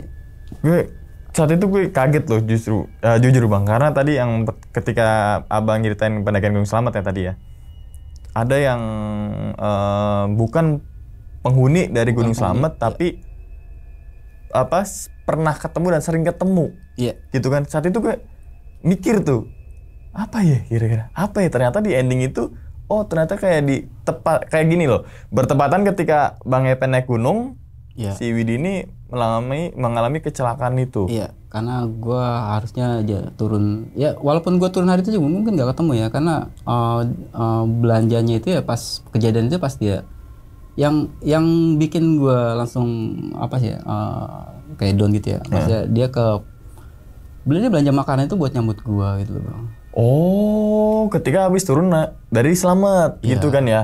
Karena kan tadi bilang sepupunya kan di rumah itu nggak ada makanan. Iya. Gitu kan. Akhirnya dia pergi ke pasar maksain diri pada waktu itu untuk beli makanan untuk nyiapin. Nanti temannya tuh datang dari Jakarta. Tiba-tiba ya qadarullah entah gimana ya. Oke, terus kemudian nih bang, jadi kayak bukan seakan-akan, tapi kayak Indri udah tahu sebenarnya ketika turun kan dia masang muka bete tuh. Kayak muka ya bete campur sedih dan sebagainya, nggak kayak Indri biasanya gitu kan. Soalnya kan tadi Bang Epe sempat jelasin kalau dia ngeliat sesuatu dia sampai detail gitu kan. Tapi mengenai sosok yang cewek ini dia nggak detail dan lebih ke kayak murung aja gitu bang ya. Ketika di base camp itu tadi tuh sempat diceritakan. Ada satu ya yang pertama minta maaf gitu ya. Minta maaf terhadap apa yang pernah kita jalani sebelumnya gitu kan. Yang kedua dia nggak tega sama gue ya. Mungkin karena perasaan mungkin ya, gue belum alam ya. Iya. Karena perasaan segala macam. Udah gitu, yang terakhir ya nggak akan percaya gitu ya, nggak akan percaya. Waktu kasus kejadian bertemunya gue Korin di Gunung Slamet ya, yang tengkorak gitu ya, yang gue pernah ceritain juga. Terus yang kejadian kawan gue yang meninggal di Gunung Mas. Sempat gue ceritain ke teman-teman ya. Tahu respon apa mereka gitu? Gue suruh cek otak ke psikiater. Nah, itu juga sematan Indri juga seperti itu. Ya, apa sih orang-orang yang aneh gitu ya, yang tadi bukan gak diterima gitu ya. Ya kita nggak nyaman dengan kehadiran lu di situ. Gitu. Seperti itu sih paling sih. Nah termasuk si Indri mau nyampein ke gue seperti itu, dia berpikir gue masih bagian dari teman-teman itu gitu kan. Karena perkenalan kita kan dekatnya masih di awal semester gitu kan. Walaupun kita pernah ketemu waktu zaman tahun 95 itu. 95 itu. Nah, tapi kan intens dekatnya pada saat di kampus gitu. Apalagi kejadian peristiwa itu, gue semakin dekat sama dia. Walaupun ujung-ujungnya dia kesal gitu. Karena selama ini gue nganggap dia tuh Widi. Dia padahal dia nawarin sendiri kalau kamu kangen gitu kan, gue bisa hadirkan Widi ke badan gue. Tapi sempat ngelakuin itu bang? Sempat ngelakuin itu? Ya, sempat kayak Bang Ete kangen terus? Iya. Awalnya gue nggak percaya. Tapi begitu gue tes, ingat nggak waktu belanja di pasar pagi gitu kan, di toko apa, dia tahu. Yang kedua waktu kita les gitu ya, masalah UMPTN tadi, ingat nggak waktu jurusan lu mau apa, dia inget. Iya, aku diterima, kamu yang mau ke UI kan, gitu. Kita mau ini, kita mau itu yang bikin gue langsung takut ya. Sempet takut gue. Berapa waktu ya, kurang lebih ada setahun ya, gue nggak mau naik gunung sama Indri ya, karena gue takut ya. Apalagi dengan peristiwa yang dia tiba-tiba dia marah gitu. Selama ini gue nganggap dia tuh bukan Indri, tapi Widi. Oke ya, kita doakan ya semoga almarhumah Widi diterima lah ya bang di sisi Allah SWT. Oke bang, dari sekian abang pendakian itu, gunung mana yang paling berkesan dalam artian bukan masalah game ya, kayak seakan-akan tuh abang dihantam badai di era-era segitu, peralatan belum lengkap gitu, di gunung mana itu bang? Kalau buat penjelajahan hutan ya, atau mungkin penempuh rimba atau open grid buka jalur ya, ada 2 gunung ya, satu Argopuro, satu Geger Bentang ya. Kalau Geger Bentang kan lu kayak kampung sendiri gitu. Kalau misalnya yang untuk ininya ya kita ambil di Pulau Jawa aja ya. Gunung Lawu itu udah favorit gua ya urutannya. Favorit ya. Paling atas nomor 1 Gunung Lawu tuh. Gunung Lawu. Oke. Keduanya? Kedua Gunung Slamet. Karena banyak peristiwa juga ya. Yang gua nggak lupa itu tempat peristiwa yang tadi ya awal mulanya. Yang terakhir tuh Argopuro. Kenapa di Argopuro bang? Maksudnya ada peristiwa apa di Argopuro? Lebih ke jalurnya atau gimana ke hutan? Ada sempat gua kehilangan juga sahabat ya. Namanya Hendra ya, yang harusnya gue dikasih tahu kalau dia tuh jantungnya cangkokan ya. Ya harusnya gue dikasih tahu ya, pada waktu itu dia minta untuk diajak naik gunung karena nggak apa ya, teman yang paling deket kenal sama dia gitu ya, yang apal medan, yang totally aktivitas lu di pendakian ya, itu gua gitu ya. Cuma dia nggak ngomong. Kalau dia ngomong ya cangkok. Ya ternyata dia sampai puncak Argopuro. 3 puncak itu, puncak Hyang, puncak Argopuro, puncak puncak Rengganis sampai ya. Cuma begitu balik lagi ke rumah, dia langsung down gitu. Terus respon pertama nyokapnya itu datang, dia marahin gua sampai gampar muka gua ya. Anak saya kuliah tinggi-tinggi bukan untuk jadi mayat, dia bilang. Gue minta maaf ya, gue nggak tahu. Saya nggak tahu gitu. Kalau saya tahu, saya nggak akan mau. Iya, untuk ke Argopuro itu bang. Dia nggak ngomong gitu kan. Gue kenal dia dari SMA gitu, dan dia nggak pernah cerita kalau dia ada masalah jantung. Gitu kan. Oke. Ini juga pelajaran juga ketika kita mempunyai penyakit pribadi bang, yang kita transparan lah gitu. Jangan surat dokter lu palsuin atau apa gitu. Iya, kadang begitu bang, bener-bener. Karena syaratnya surat dokter itu wajib, surat kesehatan gitu ya. Kan namanya surat sehat tuh cuma tensi doang, berat badan, tinggi udah. Tapi ketika situ ada suatu peristiwa ketika ranger itu naik, ternyata diagnosanya ternyata dia punya penyakit asma. Nah itu kan itu nggak cukup sih sebenarnya kalau surat dokter. Ya. Lu harus ada ada lanjutan. Intinya lu jujur lah, lu punya penyakit apa gitu kan. Bilang. Gitu ya. Makanya setiap ada pendakian kan gue selalu historis penyakitnya gue pegang gitu kan. Jam terbangnya lu pernah naik gunung mana aja lu pegang gitu kan. Oke. Terus alergi apa gitu. Lengkap banget ya. Gue selalu pegang lengkap report dari teman-teman ya. Dan itu pribadi tanya jawabnya pribadi ya. Via WA atau apa gitu kan. Jadi ini nggak bakal keluar. Yang tahu cuma gue dan tim gue. Dan itu gue labelin nanti begitu pendakian. Kita tandain lah gitu. Oh ini orang yang trauma penyakit biasanya gue labelin warna oranye gitu kan. Bahkan yang hal yang setelah berapa peristiwa yang gue alamin sama Indri ya, akhirnya gue tambahin satu. Lu punya pegangan gak bro? Gitu. Ya, lu pernah belajar silat gak? Itu biasanya gue labelin hitam bang. Hitam. Dan gue pisahin dari tim. Yang tadi abang sempat bilang yang dipisahin ya. Karena itu bahaya kalau misalnya itu lo ngadain pendakian bersama, itu bisa jadi penyakit di pendakian di tim yang lain ya. Iya, rasa semangat itu juga nular, tapi rasa ketakutan juga kadang nular bang ya. Intinya kalau lu punya kayak itu, lu diem gitu. Lu cerita aja sama gua gitu. Nanti tinggal gua kondisiin apakah kita di depan duluan atau kita di belakang. Ya, intinya lu nggak tergabung dalam satu tim. Atau mungkin kalau mau tergabung silent ya. Silent, jangan berisik gua. Tapi di lapangan kan suka ada rese gitu kan. Ada rese bang, bener bang, iya bener. Nggak sehat kayak gitu kan. Oke, kalau misalkan nih kita nggak tahu ya, tiba-tiba misalkan kita kelompoknya naik gunung 10 orang gitu, entah itu open trip dan sebagainya gitu. Kita nggak tahu bahwasannya dia bisa indigo dan sebagainya. Tapi ketika di trek nih bang, wah tuh ada apaan tuh? Nah, langkah apa yang pertama bang Epe lakukan saat itu? Beda tipis bang, beda tipis ya. Gimana antara tuh? Dia halusinasi karena lapar ya. Iya. Halusinasi antara lapar sama itu ya. Biasanya gue suka iseng gitu. Bentuknya seperti apa gitu. Ada pohon bergerak gitu, bentuknya kayak pocong. Itu lapar bang. Itu lapor halusinasi. Iya, jadi bisa membedakan di seperti itu bang ya. Dan kita kan ya semenjak kejadian itu juga kan sering ngobrol sama Indri ya untuk masalah sensitif sense gitu ya. Yang kayak merinding atau apa gitu kan. Gue belajar juga sedikit tentang masalah korin gitu.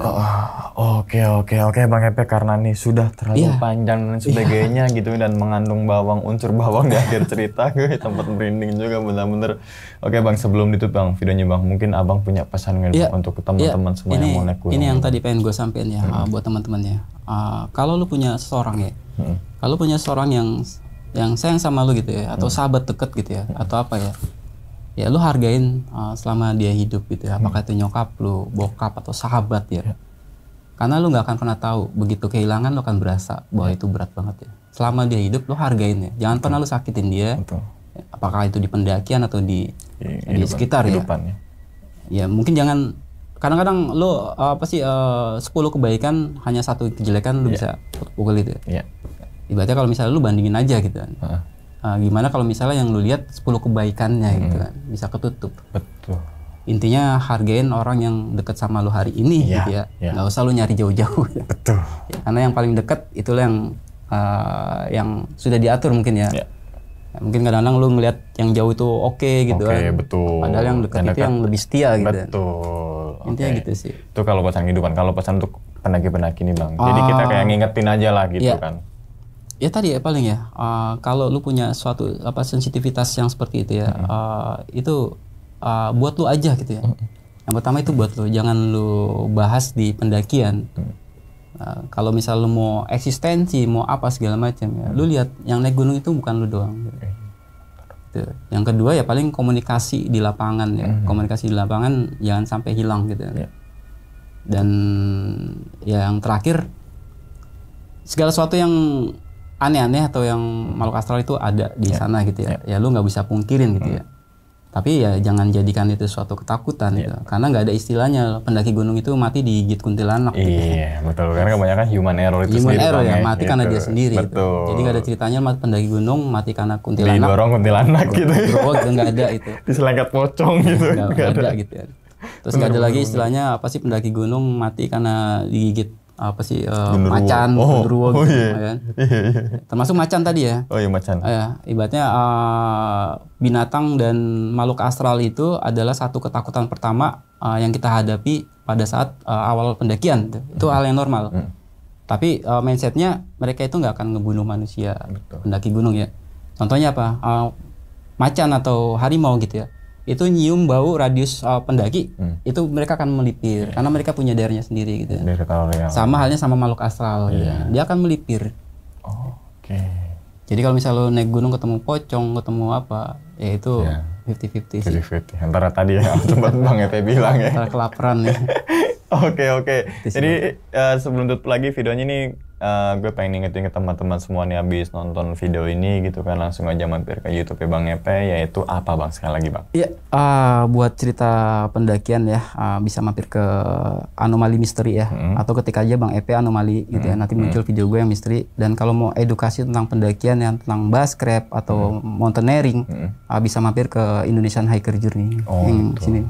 Oh ini nih, gue tahu nih Bang ini gitu. Emang di dalam YouTube Indonesia Hiker Journey itu benar-benar teman-teman semua diajarkan untuk gimana caranya Basecraft gitu kan, terus mempergunakan barang yang kita bawa tapi jadi multifungsi gitu dan sebagainya, itu bermanfaat banget sih. Tapi misalkan teman-teman semua pengen dengerin cerita Bang Epe masalah pendakian yang lain nih, langsung aja tadi Bang Epe sudah bilang tadi Anomali Bang Anomali Misteri ya. Gitu. Oke. Sekali lagi terima kasih banyak nih Bang Epe udah meluangkan waktunya datang ke sini. Gue yang thank you Bang, asli. Sama-sama. Berbagi kisah di sini gitu. Nih 4 tahun ternyata ya gitulah, silaturahmi itu mempererat itu. Oke. Gue udah ngeblank soalnya itu. Oke, dan ini ke teman-teman semua, cerita dari Bang Epe ini bukan untuk nakut-nakutin teman-teman semua ketika mendaki Gunung Selamat ataupun ke gunung yang lainnya, tapi ambillah sisi positifnya dan buang sisi buruknya. Sekian dulu pada video kali ini dan nantikan video-video gue berikutnya. Hal gaib itu muncul ketika sugesti kita buruk. Wassalamualaikum warahmatullahi wabarakatuh. Selamat beristirahat. Bang, terima kasih banyak. Terima kasih banget Bang. Bungkus.